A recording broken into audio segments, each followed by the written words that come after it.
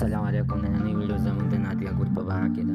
نادیه ګل وایي ما خپل خاوند پرېښودو، یعنې طلاق نه واخیستو، غواړم چې داسې هغوی کس سره واده وکړم. عزتمن د دې هر څه نه مخکې تاسو دا یاد کړئ چې زموږ په دې چینل کې نوي وئ، حتماً زموږ دا چینل د سبسکرایب کړئ، خوا کې ورسره د ډالۍ نښان ووهئ چې ښایي یوه نوې معلوماتي ویډیو تاسو ته په اسانۍ باندې در ورسېږي.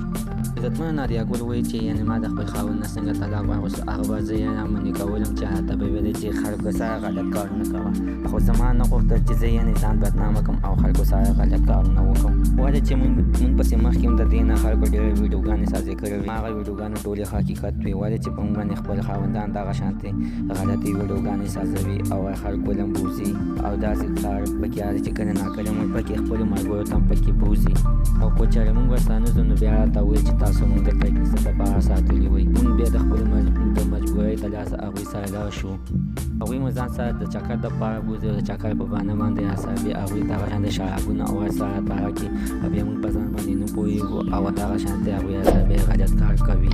نو د دې د وجې نه زه خپل خاوند سره روان شوی یم او غواړم چې ځان ته یو غیرتي خاوند وګورم او واده ورسره وکړم.